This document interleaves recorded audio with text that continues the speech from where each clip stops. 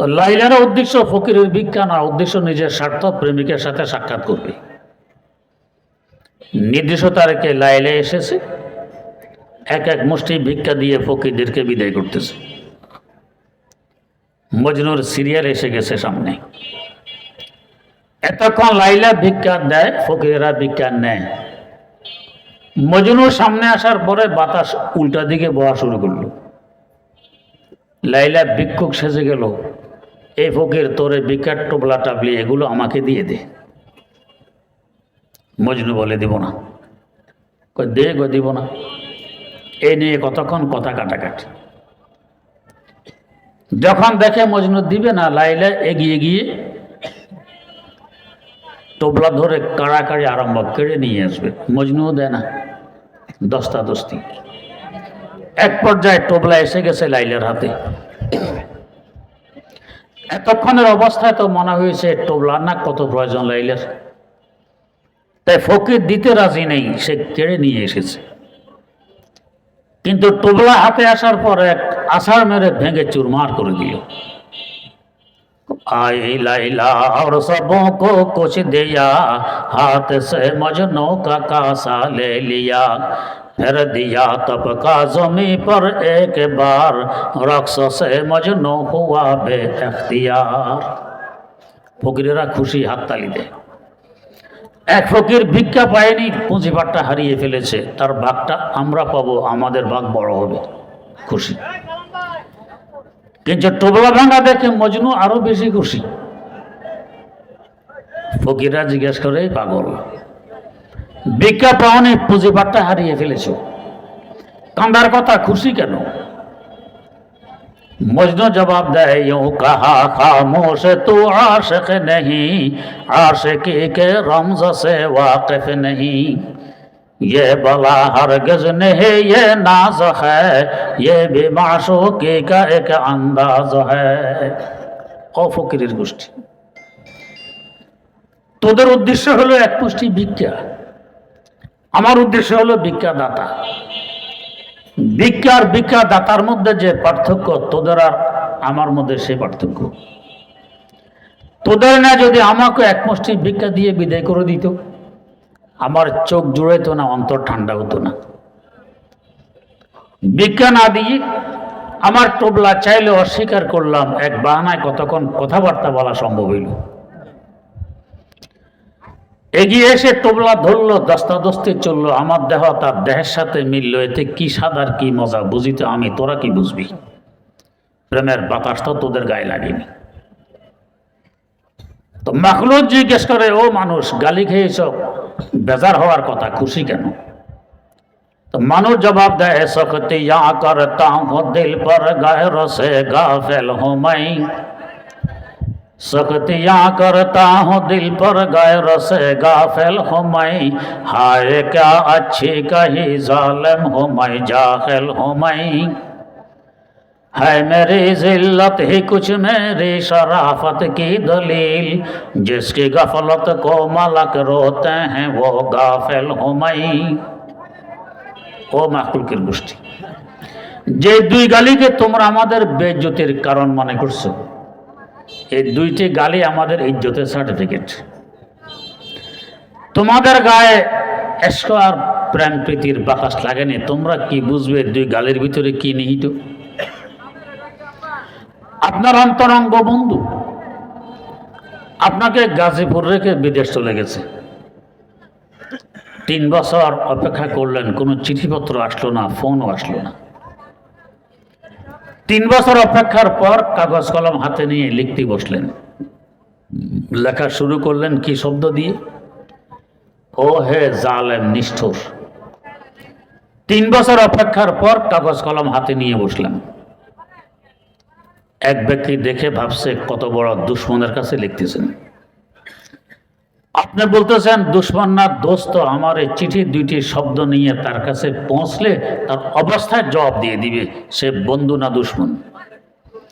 দুইটি শব্দ সহকারে চিঠি যখন বন্ধুর হাতে পৌঁছে নাচানাচি আরম্ভ করে দিয়েছে।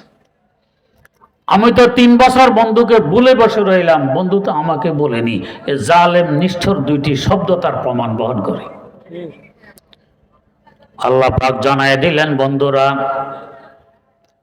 তোমাদের সৃষ্টি আমার বন্ধু হিসাবে, তোমরা হবে আমার বন্ধু, আমি হব তোমাদের বন্ধু। দুইটি গালি তার প্রমাণ বহন করে, ইন্নাহু কানা যালুমান জাহুলা। মানুষ জবাব দেয়, সख्तियां करता हूं दिल पर गैर से गाफिल हूं मैं। আমার অন্তরে বিচ্ছেদের করার চলতেছে, তোমরা কি বুঝবে এর মধ্যে কি সাদার কি মজা।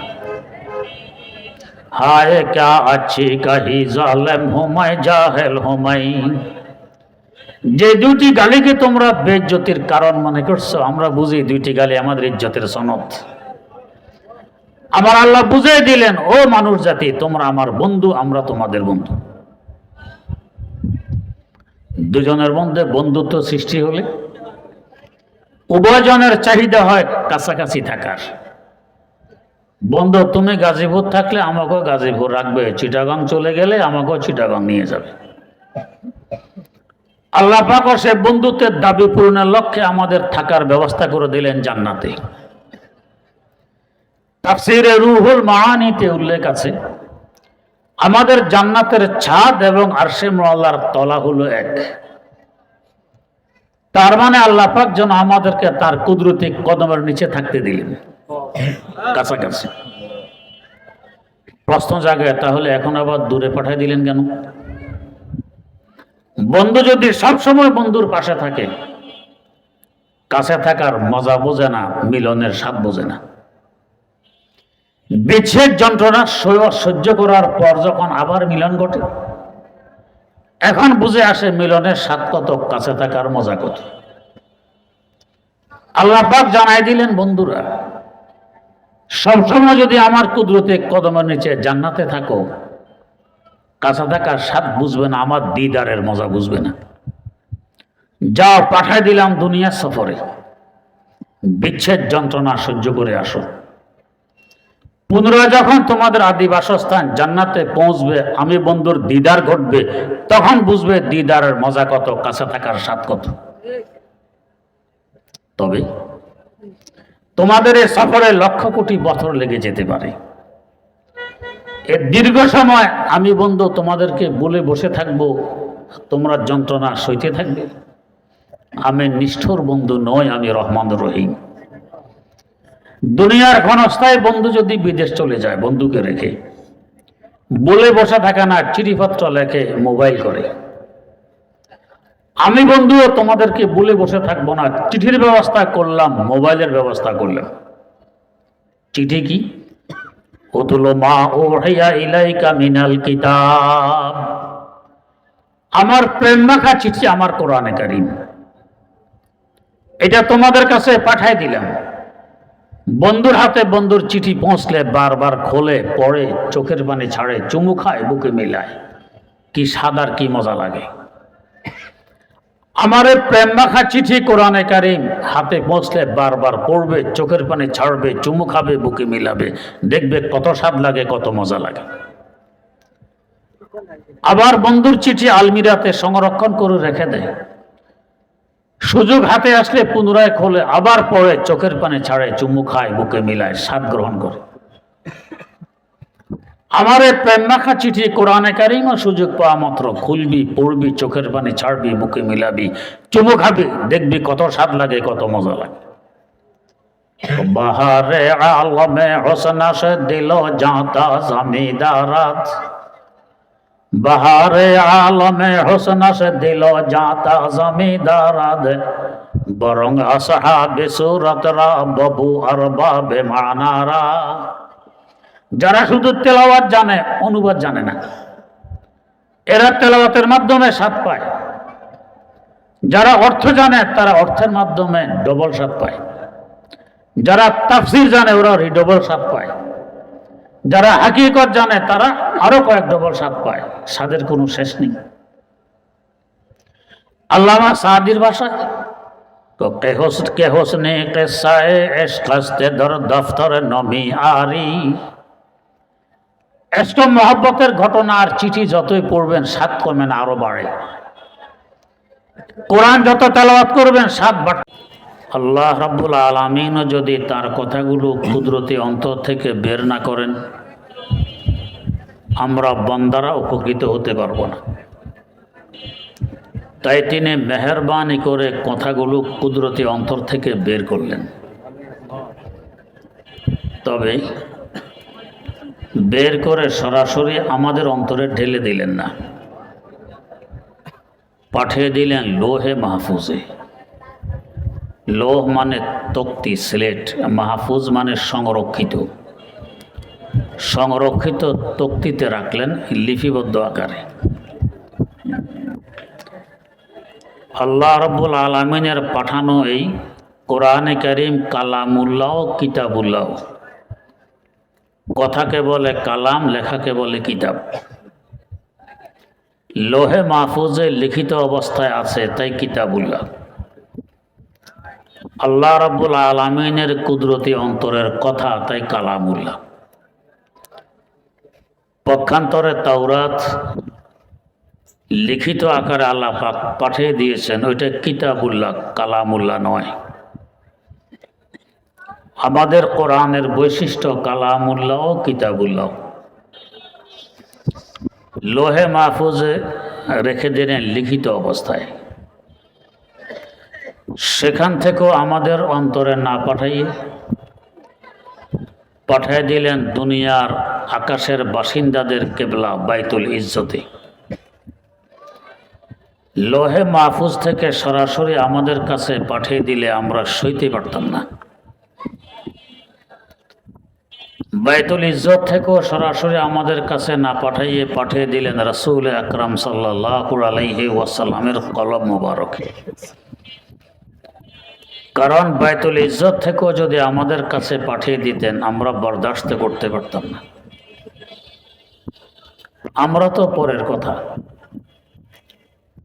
একজন জলিলুল কদর পয়গম্বর সাইয়্যিদানা হযরত মূসা আলা নবিয়িনা ওয়া আলাইহিস সালাতু ওয়াস সালাম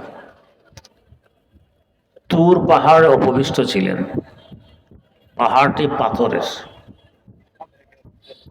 আল্লাহ পাক সামান্যতম তাজাল্লি ফিরলেন, এতে করে পাথরের পাহাড়টি চূর্ণ বিচ্ছিন্ন হয়ে যায়। মূসা আলাইহিস সালাম বেহুশ হয়ে পড়ে যান। আল্লাহ পাক বলেন, ফালাম্মা তাজাল্লা রাব্বুহু লিল জাবাল জাআলাহু দাক্কান ওয়া খাররা মূসা সারিকা। তো পয়গম্বর যদি বেহুশ হয়ে পড়ে যান, পাথরের পাহাড় যদি চূর্ণ বিচূর্ণ হয়ে যায়, আমাদের কিসের হিসাব নিকাশ? বরদাস্ত করার মতো যোগ্যতা আমাদের নেই, জ্বলে পুড়ে বর্ষ হয়ে যেতাম। তাই 3টে স্টেশন দিলেন। প্রথম লোহে মাহফুজ, দ্বিতীয় বাইতুল ইজ্জত, তৃতীয় রাসূলুল্লাহ সাল্লাল্লাহু আলাইহি ওয়াসাল্লামের কলম মোবারক। কেন 3টে স্টেশন? একটি দৃষ্টান্তের মাধ্যমে বোঝার চেষ্টা করি। দৃষ্টান্তটি হলো, আমরা যখন কামরায় শুইতে আসি, যদি বাতি জ্বালানো থাকে, অধিক আলোর কারণে ঘুম আসে না। বাতি নিভিয়ে দিলে অধিক অন্ধকারে ভয়ের কারণে ঘুম আসে না। জ্বালানো যায় না, নিভানো যায় না। আমরা তখন মধ্যম পন্থা অবলম্বন করি, ডিম লাইট ব্যবহার করি। ডিম লাইট কামরায় নেই, এখন কি করা যায়? বুদ্ধি করে বাতির উপরে, বাল্বের উপরে একটি কাগজের প্যাকেট লাগাই দিই। আলো আরো কম হলে ভালো হয়, তাই এই প্যাকেটের উপরে আরেকটি প্যাকেট লাগাই দিই। আরো কম হলে আরো ভালো হয়, এর উপরে আরেকটি প্যাকেট লাগাই দিই, 3টি প্যাকেট। এবার ঠিক আছে, আরামে ঘুমানো যাবে। এই সময় যদি কোনো অবুঝ শিশু এই কামরায় আসে, সে ভাববে লাইটটির আলো নেই, পাওয়ার নেই। কিন্তু আপনারা বোঝেন না, 100 পাওয়ারের বাল্ব যদি হয়, এখনো 100 পাওয়ার আছে। নিয়ন্ত্রণের কারণে আলো আমাদের কাছে পৌঁছতে পারতেছে না। আল্লাহ রাব্বুল আলামিনের কালামও এমন, যদি নিয়ন্ত্রণ না করা হতো তো কালামের নূর, কালামের জ্যোতি কি পরিমাণ! দেখার মতো চোখ নেই, বুঝার মতো অন্তর নেই। যাদের আছে তাদের অন্যতম ইমামুল আসর হযরত শাহ আনোয়ার কাশ্মীরি রাহিমাহুল্লাহ। কালামের জ্যোতি সম্পর্কে হযরত বলতেছেন, নজমে নজম আসদর বরাআত হস্তে বরতর জাফতাব, নজমে নজম আসদর বরাআত হস্তে বরতর জাফতাব, হরফে হরফে ও শিফা হস্ত খুদা বাহরে রশিদ। আমার মাওলার পুরা কালামের জ্যোতি তো পরের কথা, এক একটি অক্ষরে এই পরিমাণ জ্যোতি রয়ে গেছে, যদি নিয়ন্ত্রণ না করা হতো পুরোপুরি প্রকাশ পেয়ে যেত। তো আমাদের 20 কোটি বর্গ মাইল আয়তনের পৃথিবী থেকে 13 লক্ষ গুণ বড় বিরাট বিশাল সূর্যকে পর্যন্ত এক একটি অক্ষরের সামনে অন্ধকার মনে হইত, এমন জ্যোতি এক একটি অক্ষরে। এই জ্যোতিময় কোরআন পুরা যদি আমাদের কলবে ঢেলে দেয়া হতো কি অবস্থা হইত! তাই 3 বার নিয়ন্ত্রণের পর এখন বন্দারা বরদাস্ত করতে পারবে, তাই আদেশ আসলো উতুল মা উহিয়া ইলাইকা মিনাল কিতাব। ও নবী, ওহীর মাধ্যমে যে কিতাব আপনার কাছে পাঠিয়ে দেয়া হয়েছে আপনি তেলাওয়াত করে উম্মতকে পৌঁছিয়ে দিন, এখন আপনার উম্মত বরদাস্ত করতে পারবে। এবারে আসুন, এই কালাম সংরক্ষিত আছে বাচ্চাগুলোর কলবের ভিতরে। কি পরিমাণ তেলাওয়াত করলে কোরআনে কারীম মুখস্থ হয়! যাদের অভিজ্ঞতা আছে হিসাব করেছেন যে কোরআন পুরা মুখস্থ রাখার জন্য এক একটি আয়াত কমাস কম 2000 বার পড়তে হয়। তার মানে ছাত্রগুলোর পুরা কোরআন খতম হয়েছে কমাস কম 2000 বার। এখন এই হেফজ ধরে রাখতে হলে দৈনিক তাদেরকে তেলাওয়াত করতে হবে 3 পারা, প্রতি 10 দিনে 1 খতম, মাসে 3 খতম, বছরে 36 খতম করা লাগবে। চিন্তা করুন তাদের শেষ বয়স পর্যন্ত কত হাজার খতম হবে। এই কালাম আছে এদের অন্তরে, কালাম আছে রাসূল আকরাম সাল্লাল্লাহু আলাইহি ওয়াসাল্লামের অন্তর মোবারকে। এদের অন্তরটার সাদৃশ্য হলো রাসূল আকরাম সাল্লাল্লাহু আলাইহি ওয়াসাল্লামের অন্তর মোবারকের। এদের অন্তরটার মূল্য কত! আবার কালাম আছে এদের কলবে, কালাম আছে বাইতুল ইজ্জতে। এখন এদের কলবটার সাদৃশ্য হলো বাইতুল ইজ্জতের, এই কলবটার মূল্য কত! কালাম আছে এদের দিলে, কালাম আছে লোহে মাহফুজে, এখন সাদৃশ্য হলো লোহে মাহফুজের, এই দিলটার মূল্য কত! কালাম আছে এদের অন্তরে, কালাম আছে আল্লাহ রাব্বুল আলামিনের কুদরতি অন্তরে। এদের এই অন্তরটা কালাম নিয়ে জাহান্নামে জ্বলার কল্পনা করা যায়? যায় না তো যায় না। কালামের বরকতে আল্লাহ পাক তাদেরকে এমন একটি পাওয়ার দান করেছেন, এদের বংশীয় এমন 10 জন মানুষ যাদের জন্য জাহান্নাম অপরিহার্য হয়ে পড়েছে, এরা সুপারিশ করে 10 জনকে জাহান্নাম থেকে নিষ্কৃতি দিয়ে জান্নাতি বানাইতে পারবে। এদের মূল্য কত! 2 নম্বর কথা বুঝার, কালাম আমাদের কাছে আল্লাহ পাক কেন পাঠাইলেন? এর রহস্য হলো আল্লাহ রাব্বুল আলামিন আমাদেরকে সৃষ্টি করেছেন তার বন্ধু হিসেবে।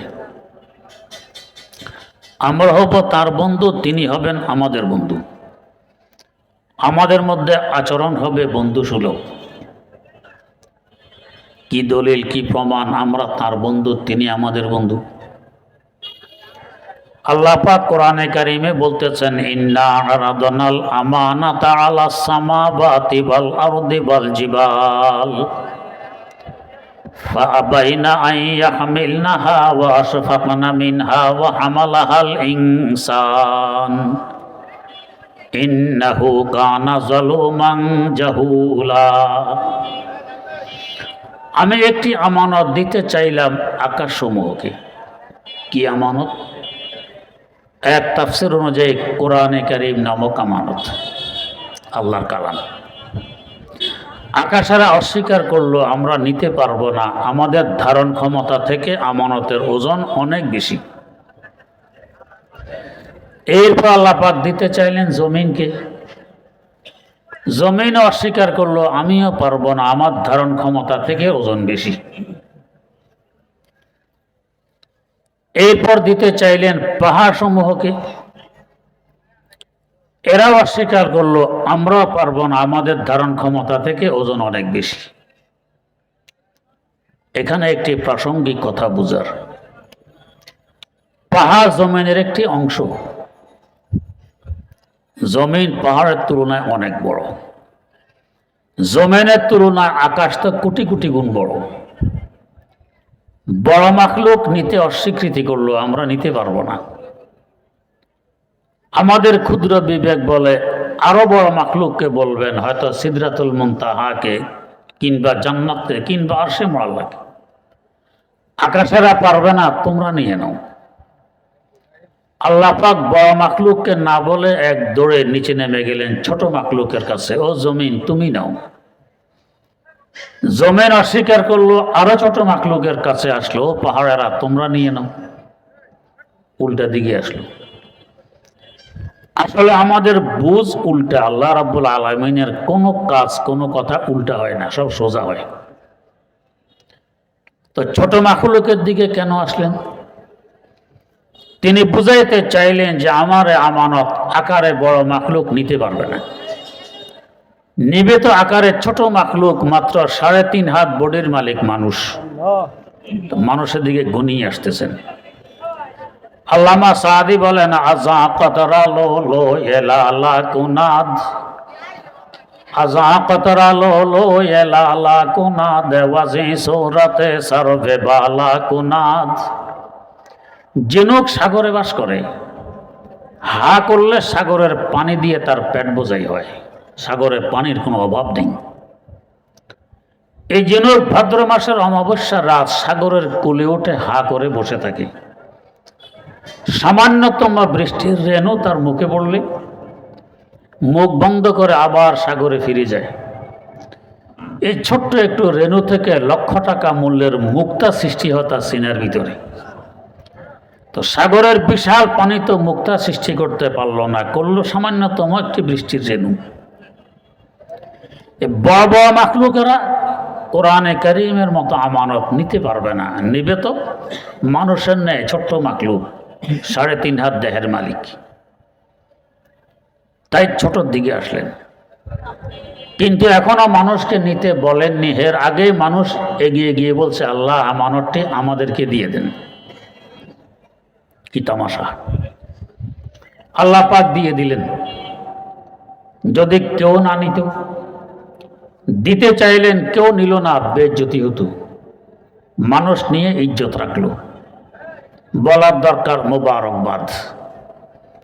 এখানেও যেন উল্টা করলেন, মারাত্মকতম 2টি গালি শুনে দিলেন মোবারকবাদের পরিবর্তে। ইন্নাহু কানা যালুমান জাহুলা। এরা বড় জালেম, বড় জাহেল। শুধু জালেম আর জাহেল নয়, বড় জালেম, বড় জাহেল। গালি খাওয়ার পর অন্যান্য মাখলুকেরা খুশি, আশরাফুল মাখলুকাত গালি খেয়েছে। কিন্তু এদের তুলনায় মানুষ আরো বেশি খুশি। আশ্চর্য ব্যাপার, গালি খেলে তো বেজার হওয়ার কথা, কান্নাকাটি করার কথা। এরা খুশি কেন? অন্য মাখলুকও খুশি, মানুষও খুশি, উভয় সম্প্রদায় খুশি। এই রহস্য বুঝতে হলে একটি ঘটনা বুঝে নিন। ঘটনাটি হলো কায়েস নামক এক যুবক আর এক যুবতীর প্রেমিক। কায়েস মানে মজনু, যুবতী হইল লাইলা। মজনুর এই অবস্থা দেখে লাইলার আব্বা কারফিউ জারি করলো, মজনু আমার সীমানায় ঢুকতে পারবে না, আমার মেয়েকে ডিস্টার্ব করে। পাহারাদার বসায় রেখেছে যাতে মজনু ঢুকতে না পারে। এখন মজনু ঢুকতে পারতেছে না, এতে তো মজনুর কষ্ট হয়, প্রেমিকার সাথে সাক্ষাৎ হয় না। লাইলার কি কষ্ট হয় না? বরং লাইলার কষ্ট মজনুর তুলনায় আরো বেশি। जो जलाता है किसी को वो भी जलता है जरूर, जो जलाता है किसी को वो भी जलता है जरूर, शम्र भी जल जाती है परवाना जल जाने के बाद। মোম জ্বালাইলে চতুর্দিক থেকে অসংখ্য পোকামাকড় আগুনে চাপ দেয়। কেন? এরা মোমের প্রেমিক। জাপ দিয়ে পরপাখা হাত পা পুড়ে ফেলে। সকালে আসলে দেখবেন এরা গড়াগড়ি খায়, হাত পা নেই, পরপাখা নেই, জ্বলে গেছে। কিন্তু মোমের অবস্থা কি? এদের তো অন্তত অস্তিত্ব আছে, দেহ আছে। মোমের তো অস্তিত্বই শেষ হয়ে গেছে, দেহ নেই। মোম এই পোকামাকড়ের প্রেমাস্পদ, কিন্তু মোমের কষ্ট তো আরো বেশি হয়েছে, নিজের অস্তিত্ব শেষ করে দিয়েছে। তো মজনুর কষ্ট হয় তার প্রেমিকার সাক্ষাৎ না পাওয়ার কারণে, লাইলার কষ্ট তো আরো বেশি। তাই সাক্ষাতের ব্যবস্থাও লাইলা করেছে। কিভাবে করলো? ঘোষণা দিল, অমুক দিন আমি আমার স্বহস্তে ফকিরদেরকে ভিক্ষা দিব। উদ্দেশ্য গরিবের সাহায্য নয়, উদ্দেশ্য নিজের স্বার্থ উদ্দেশ্য। মজনু আসতে পারতেছে না আব্বার পাহারাদারের কারণে,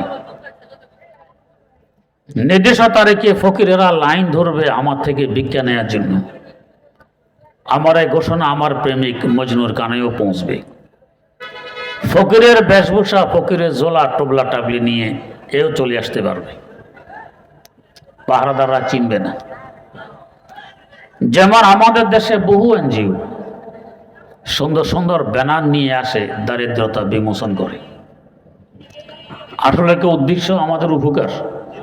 না, আমাদের সম্পদ কেড়ে নেওয়ার পাশাপাশি আমাদের আমল, আমাদের ঈমান কেড়ে নেওয়া তাদের উদ্দেশ্য। না হয় দেখা যায় একই র্যাঙ্কের চাকরি, একজন আমাদের দেশের, একজন ওদের দেশের। আমাদের দেশের এই ব্যক্তির বেতন যদি 20,000 টাকা হয়, ওদের দেশের লোকটির বেতন হয় 1,20,000 টাকা, এত বেশ কম। আমাদের দেশের ব্যাংক থেকে ঋণ নিলে বছরে 15% সুদ দিতে হয়, আর এনজিওদের থেকে ঋণ নিলে 150% সুদ দিতে হয়। সম্পদ কেড়ে নেওয়ার পাশাপাশি ঈমান আমল কেড়ে নেওয়ার উদ্দেশ্য, আমাদের সাহায্য নয়। আল্লাহ দেশবাসীকে সহি বুঝার তৌফিক দান করুন। থাকবে, অর্থ বুঝবেন আরো বাড়বে, তাফসির বুঝবেন আরো বাড়বে, হাকিকত পর্যন্ত পৌঁছবেন আরো বাড়বে, স্বাদ কোনোদিন কমবে না। সারা জিন্দিগি নামাজের মধ্যে সূরা ফাতিহা শুনি আর পড়ি, স্বাদ কমছে? একটা মানুষ এ কথা বলতে শুনেছেন, হুজুর জীবনে আর কতদিন ফাতিহা পড়বেন? এটা বাদ দেন, আরেকটা পড়েন না। প্রত্যেক রাকাতে ফাতিহা পড়া হয়, কিন্তু বিরক্তি নেই, যতই পড়বে ততই স্বাদ। এটা কোরআনের বৈশিষ্ট্য। তো আল্লাহ রাব্বুল আলামিনের মহব্বতের চিঠি হিসাবে কোরআন আমাদের কাছে এসেছে। বন্ধুর চিঠি যত পড়ে বন্ধুত্ব তত গভীর হয়, কাছে গনায়। আমার আল্লাহর পাঠানো চিঠি যত পড়া বেশি হবে, ততই তার বন্ধুত্ব গভীর হবে, কাছে গনাইতে পারে। ইমাম বুখারী রাহিমাহুল্লাহু তাআলার উস্তাদ ইমাম আবু বকর, ইমাম আহমদ বিন হাম্বল রাহিমাহুল্লাহ, আল্লাহ রাব্বুল আলামিনকে স্বপ্নে দেখেছেন 99 বার। এরপর আফসোস করতেছেন, একটি প্রয়োজনীয় কথা জিজ্ঞেস করার ছিল, সুযোগ হাতে আসেনি, জিজ্ঞেস করতে পারিনি। যদি আরেকটি বার জিয়ারত হতো, প্রয়োজনীয় কথাটি জিজ্ঞেস করে নিতাম। আল্লাহ পাকের মেহেরবানি আরেকবার স্বপ্ন যোগে জিয়ারত হয়ে গেছে, সুযোগ হাতে এসেছে প্রয়োজনীয় কথাটি জিজ্ঞেস করার। এমন সুযোগ আমাদের হাতে আসলে কি জিজ্ঞেস করতাম? আল্লাহ, কি কাজ করলে রাতারাতি কোটি টাকার মালিক হওয়া যায়? কি কাজ করলে ইলেকশন ছাড়া, মিটিং মিছিল, হ্যান্ডবিল, ভোট এগুলো ছাড়া রাষ্ট্রপ্রধান হওয়া যায়, প্রধানমন্ত্রী হওয়া যায়, একটু বলে দেন। ইমাম এগুলো জিজ্ঞেস করলেন না, কারণ যে যা চিনে সে তা কিনে। এগুলো তো হাতের ময়লা, আজকে আসে তো কালকে নেই। আজ আমি ক্ষমতায়, কাল জেলখানায়, আজ ক্ষমতায় কাল ফাঁসির কাষ্টে, আজ ক্ষমতায় কাল পলাতক। কি মূল্য এটার? তাই এগুলো জিজ্ঞেস করলেন না, জিজ্ঞেস করলেন কি? আল্লাহ, কি কাজ করলে অতি সহজে আপনার নৈকট্য লাভ করা যায়, আপনার কাছে দ্রুত গতিতে পৌঁছা যায়, আপনাকে নিজের বানানো যায়, এই কাজটি কি? কত গুরুত্বপূর্ণ প্রশ্ন। আল্লাহকে যদি আমি কাছে আনতে পারি, আমি যদি তার কাছে থাকতে পারি, আমার আর কি লাগে? আল্লাহর এক কলিতে বলেছিলেন, বখা নাজর নমে দারাম ফকিরাম ওয়ালে দারাম খোদা এ জর আমিরাম ওয়ালে দারাম খোদা এ জর আমিরাম। ঘরে পয়সা নেই, মানুষ ভাবতে পারে আমি ফকির। পয়সা না থাকলে কি হবে? পয়সার মালিক আমার ঘরে আছেন। অতএব আমি ফকির নই, আমি আমির। ওয়ালে দারাম খোদা এ জর আমিরাম। আল্লাহ যদি আমার সাথে থাকেন, আমার আর কি লাগবে? তাই বুজুর্গানে দিন বলেন, যত মেরা তো সব মেরা, ফলক মেরা জমি মেরি। যত মেরা তো সব মেরা, ফলক মেরা জমি মেরি। अगर तो एक नहीं मेरा तो कोई शाय नहीं मेरी। আল্লাহ, তুমি যদি আমার হও, সবকিছু আমার। জমিন আমার, আকাশ আমার, বাতাস আমার, চন্দ্র আমার, সূর্য আমার, গ্রহ আমার, নক্ষত্র আমার। তুমি যদি আমার না হও, পৃথিবীর বাদশা হলে কি হবে? কিছুই তখন আমার নয়। কালিউবি নামক একটি কিতাবে ঘটনা লেখা, বাদশাহ হারুন রশিদের। বাদশাহ হারুন রশিদ আব্বাসে খলিফাদের মধ্যে সবচেয়ে প্রভাবশালী খলিফা, যার রাষ্ট্রের আয়তন ছিল 53 লক্ষ বর্গ মাইল। ঘটনাক্রমে একজন কালো দাসী বান্দি, তার জন্য তিনি পাগল। তার এই মহব্বতের ভালোবাসার সংবাদ মন্ত্রী মিনিস্টারদের কানেও পৌঁছে গেছে। তারা ঘুষাঘুষি করে, বিশাল রাজ্যে বুঝি সুন্দরী যুবতী পায়নি, এই কালিছালির দাসীকে পেয়েছে ভালোবাসার জন্য। মন্ত্রী মিনিস্টারে ঘুষাঘুষি, তাদের কানাঘুষা বাদশাহ হারুনের কানেও পৌঁছে। বাদশাহ দেখলেন, কেন আমি একে ভালোবাসি এটা বুঝাই দিতে হবে, তবে বুঝাবো কাজে, কথায় নয়। বুঝে গেছেন? বা আমি এমনও দুর্বল মানুষ। হুজুর এসে গেছেন, হুজুরে বয়ান করবেন। আল্লাহ পাক আমাদেরকে বুঝার তৌফিক দান করুন। সুবহানাল্লাহি ওয়া বিহামদিহি।